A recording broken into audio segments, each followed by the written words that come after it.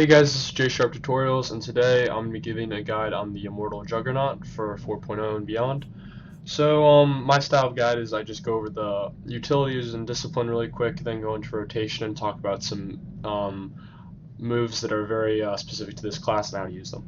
So, jumping quick into the discipline, just briefly going over this, you can read the specifics, but basically, your Aegis Assault helps your defensives in multiple ways. Your Smash decreases others' ability to attack. I think it's their accuracy, and then your Crushing Blow also has them deal less damage. And basically all of your moves, like your Force Screen provides a barrier, your Ravage now applies a defensive chance. Basically all of the moves that you do have some sort of benefit for you as a tank, so that's just good to know. As you're going through your DPS rotation, you'll actually be helping your survivability. Alternatively, if you want to have good survivability, you have to do at least some resemblance of DPS. Now, one thing that some people I don't think know about is the whole thing of trauma, and trauma is put on by Sweeping Slash and Vicious Slash, and so you need to be doing those on targets, especially like healers, and especially those big fights where it's just gridlocked forever and no one can get a kill. Alright, so then jumping on to the utilities, I played this class kind of as a skank tank, and I've been doing that recently, or a DPS tank, but I'll show you the two things I would do for each of the two ways you can play this class.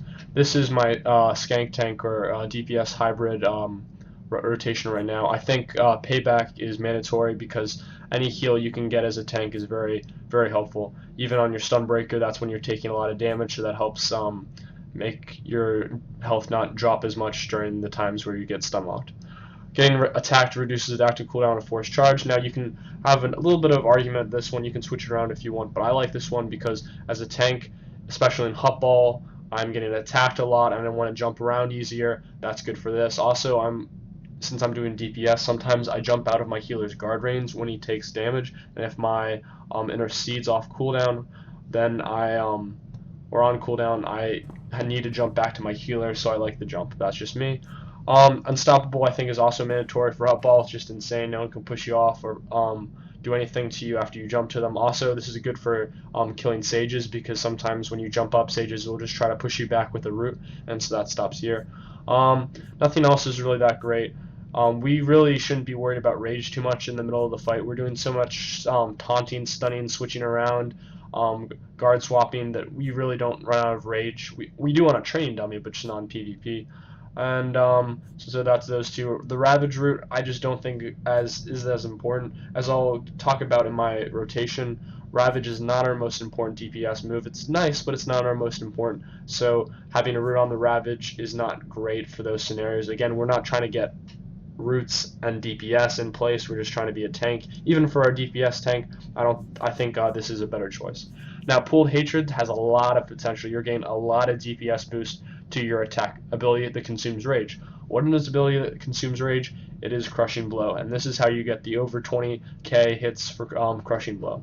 Then I would also do Warbringer, and I've noticed in the DPS for that Immortal Juggernaut has that there's kind of a gap where you have rage, but you don't really have a great way to use them, and this I think just kind of fills that gap and gives you a little bit extra DPS. Now, obviously, Sonic Wall is a good choice as well, and this is what I take if I'm doing a straight tank, not a DPS tank, a straight tank, because that has a lot of group utility and helps your teammates stay alive. But these two, depending on which stance you want, or what your objective is. Now, also, I have played around with this one a little bit, how the Chilling Scream increases movement speed of allies. That way you decrease everyone around you and increase your team, so that's helpful. Again, if you're going straight tank and don't need Pooled Hatred, then you have that option as well. I don't take this for PvP. It's not a good choice, and the other twos just aren't that great. Moving on to the Heroic tier really quickly. These are both my utilities for both my types of tank. I've seen some people like the Saber Throw route. Immobilize, I just don't see that being as helpful. Maybe if you're trying to throw this or throw this and then just kind of do a Ravage maybe after, but I don't think this is as important. I would rather have the survivability of Enraged Defense. Again, this is almost healed to full ability, so I like it having off cooldown as much as possible. And through power is really helpful because just having this on, it increases your movement speed, enabling you to kite around, catch up to your healer, just run away from people if you suddenly the rest of your team dies and you need to get out of the way. So I think that's very helpful. You have argument for this one as well. I've played around with this one, but I like this a little bit better. These two in unison is an interesting combo, so play around with it and see what you like.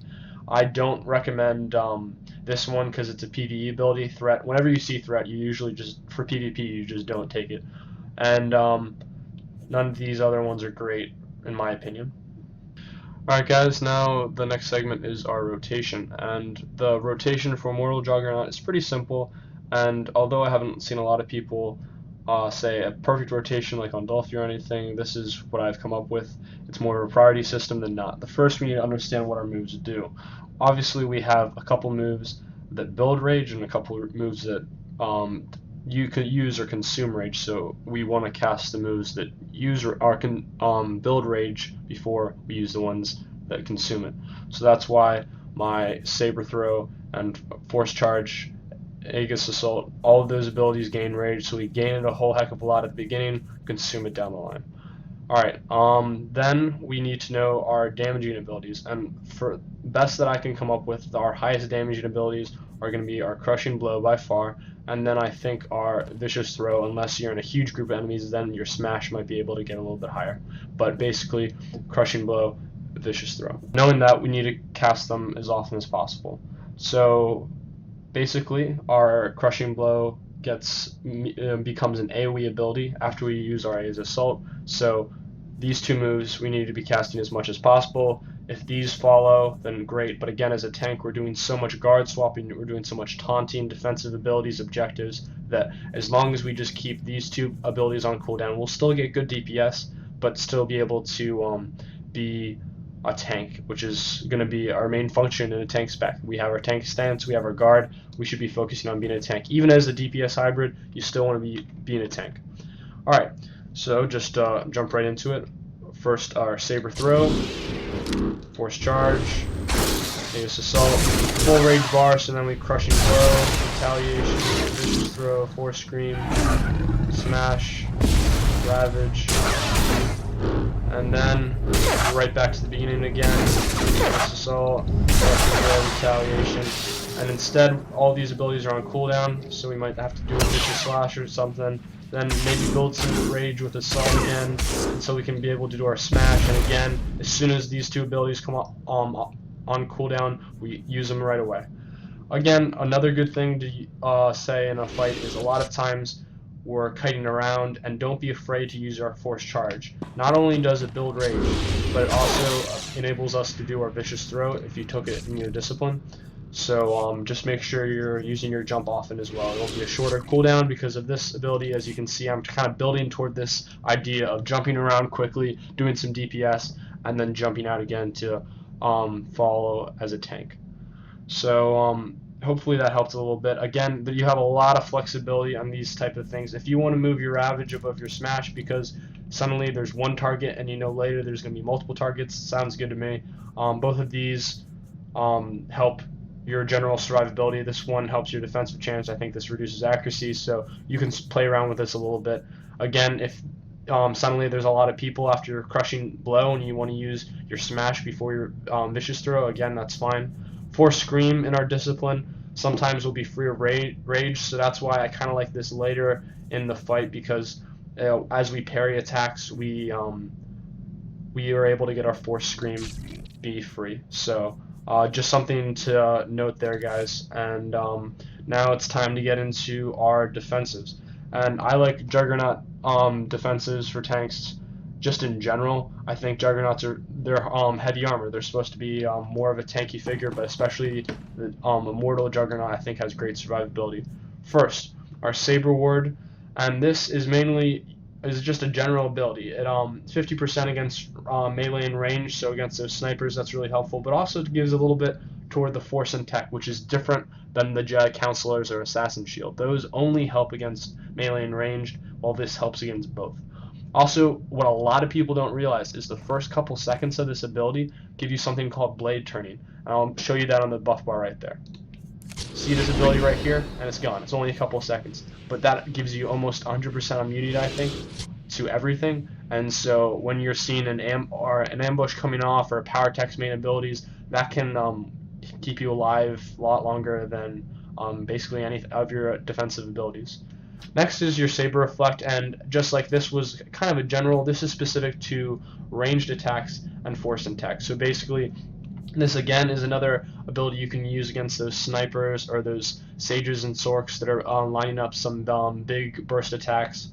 Also really good against scoundrels, again, just anyone forced tech or range, so that's very helpful. Endure Pain, this is best used in my opinion when you know that your healer is distracted momentarily but will get back to you, and it takes a good healer to realize that your health are probably going to drop quickly and to put on some delayed damage, some healing over time or something to get you back after this drops. Because although this is a defensive, it does help you when it this health is not for free. It will be taken away after its duration, so you want to just be careful that when this wears off you don't die.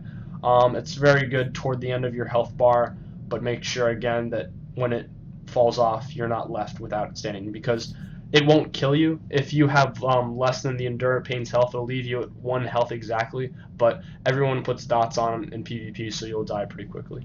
Next, Enraged Defense. This is great just when you're getting very low and I want to burst back up. My favorite combo is going from Endure Pain to Enraged Defense, and say you're getting low on Endure Pain, you see it about to run off, your healer's not catching up, hit Enraged Defense, that'll keep hitting you up, and it'll restore all your health. Finally, the one we get from being immortal, and it's invincible, and it's just a big old damage reduction, and this can be used basically in any scenario, but since it has a pretty short duration, you want to make sure you're using this when you're getting a lot of focus. Again, I already talked about all those burst classes. Sometimes it's good to use if you can time it right before you think you're going to get stunned, because when you're stunned you can't use any of your other defensives. So again, play around with it. It takes a lot of practice, but it's good. You want to use it in the heaviest amount of focus. Last, I count this as a defensive, and it's Mad Dash. While you use this, you basically block, dodge, miss everything. So if again, time those windows where you know you're going to get a lot of damage really quickly, you have that as well. You have so many abilities on this character that can make you miss a lot of the damage incoming to you, so just use that well. Alright, so now we're going on to defensives. Now I'm going to talk about stuns a little bit. This class has 3 different stuns, 4 if you count the push, but I'll get into that now. First one's Backhand, and it does a decent amount of damage. Don't be fooled. This is a good stun to use when you have rage, but you just want to do that little extra damage. And although it's a hard stun as well, so don't worry about it being broken on damage. So you want to use this, I wouldn't say on cooldown because you don't want to fill people's resolve bars up, but this one's a good one to use against those range characters before you switch over and start to tunnel them. Force Choke, I sometimes just use as a gap closer, and also when I'm low on rage because it builds rage. Again, same type of thing. It's instant for Immortal instead of being a channel, so you can continue your DPS right after. Your Intimidating Roar is a big old AoE stun, and this is great when you jump in. Like say your healer is getting focused or tunneled by a bunch of different people, you can intercede over, use this Intimidating Roar just to stun everyone around, pick someone who didn't get stunned, and continue your DPS. I do not recommend, and I'll say this again, I do not recommend breaking this immediately. I see people going Intimidating Roar into Smash, which basically just is a free resolve bar for them. Do not do that. Use this when you think people are going to sit out the full duration of your stun. Often I jump in at the beginning of the fight and cast this on a group as they're running up to the node because a lot of people won't break it. Again, you want to get your money's worth out of this because it fills up your resolve bar a lot. So cast this when you think people aren't going to break it. Last, if you count this as a stun, your force push, this resets your force charge. So again, if you see like a sniper on a ledge and he's not entrenched and you want to push him off, jump to him, that's a good use. If you see someone cutting away from you and he's just inside the 10-meter range but you can't use any of your abilities, sure, push him over. It does a decent amount of damage and it allows you to force charge, and as we talked about, your force charge is crucial to your DPS, so make sure you're using that, especially in duels, because that often makes the difference. And then talking about a little bit more on the tank side of things, our tank abilities. First, obviously, being sorcery form. No matter if you're doing a DPS tank or you're doing just a regular tank, it's sorcery form. If you're in the Immortal spec, this is the one you want. Also, guard. I see a lot of people, if they're doing a DPS tank or a skank tank, just not having their guard up. Please have your guard up, even if you're just put it on someone that's all the way in the back. Guardian, it's better for him because even it just gives a little bit of defensives. While active, the guarded player takes 5% less damage, and we don't have to worry about threat. So even if you're not within the range redirecting the damage, you want to cast this on someone. That being said, one of our priorities as a tank is to be guard swapping almost constantly. If you see someone's health low, guard swap over him. It's sometimes a little tricky if there's another tank in the game, because if that tank is guarding someone, you can't double guard. So sometimes you'll be pressing the button and nothing's happened. So you might have to glance down at your toolbar and see if it's lit up. If it's lit up like that, you can guard. But if it's not lit up, say right now I try to guard him, I can't because he's already guarded. Be sure also that if you're guard swapping a lot and you look over, you don't unclick the guard thinking you're putting a guard on someone. That's not a good thing to do. Have your guard on someone, especially the healer. Have it on someone at the maybe your melee DPS taking a lot of damage. Again, just make sure you use it well. Intercede obviously is a good ability. I like to combine it so that I can put a guard, intercede over, and then maybe put a AoE taunt. And those three things together improve the survivability a lot. This is just a straight damage reduction, and it's a pretty decent damage reduction. It's 20%, which is about what's in a stim. It's even more than a stim actually. So please just use this. If you want to take in your discipline that it does a little bit extra, go for it, but I don't recommend that. That being said, use this as often. In Hut Ball, it's also very good just as moving across, jumping to your friends when you're carrying the ball. Then next, stuns. I already talked about this one, an AoE stun, and I noticed that the power tech stun is a little bit different. So that one you throw, I'm just going to say you're going to throw the grenade or whatever, and wherever that grenade lands, that's where the taunt is. But this taunt is centered around us. We scream, it's in a circle around us. So if you target someone far away, like that dummy, and do our taunt, it probably won't get to him. But yeah, it's within 15 meters, and I'm at 21. So this is not a good range. This is the range you want to be taunting at. Anyone from that dummy around the circle is a good range to taunt. This one you throw the taunt. If you're looking over at your training dummy, throw a taunt. That's good, especially for those range DPS that you can't necessarily focus on because you want to be near your healer, but you want them to do a little bit less damage. So you just want to make sure you're using your taunts constantly in PvP. Oftentimes, I don't use my taunts well in the fact that I sometimes target the healer that I'm attacking and forget to switch before I taunt. But you just want to make sure that you're taunting as best you can. It's better to taunt than not taunt at all. If you see any Juggernaut coming out of the PvP game with 0 protection, he's not playing the class right. And just last really quickly, if you see yourself just doing a lot of DPS and maybe a gridlock fight, make sure you're using your Enraged. It's not your staple like it is in the Rage discipline. It's as a straight 45-second cooldown, and it cannot be reduced by your abilities, but you want to make sure you're using that whenever you can. Also, I'm sorry, I forgot about this quickly. As part of your defensives, make sure you have your Warzone, Adrenal, and Medpack. Don't leave those too late because you want to make sure your health's up so your healer can focus on healing themselves or anyone else who needs it. Alright, the next thing that I know people are going to ask you about are stats, and although I'm not the perfect person to ask, here's my thoughts and opinions. For the tank spec, you definitely want to be getting the tanking gear and getting probably some endurance augments. Don't worry about those defensive chance ones. I've heard bad things about that. Just get the high endurance augments, and that'll give you just a lot of health that your healer can get you back up on. Also, a lot of these abilities like Endure Pain increases your maximum health by 30%. If you have a higher maximum health, that 30% will heal you more. So that's always helpful. Same thing with the Enraged Defense. It goes off of your max health, so the higher max health you have, the better it is. For the skank tank or DPS tank, it gets a little bit more complicated. Ideally, what you would want to do is you'd want to get the armorings from this character, because the armorings are what holds the set bonus. So you'd want the armorings from the war leaders or tanking gear and put them in the Vindicator or DPS gear. That way you get the tanking set bonus but with the Vindicator stats.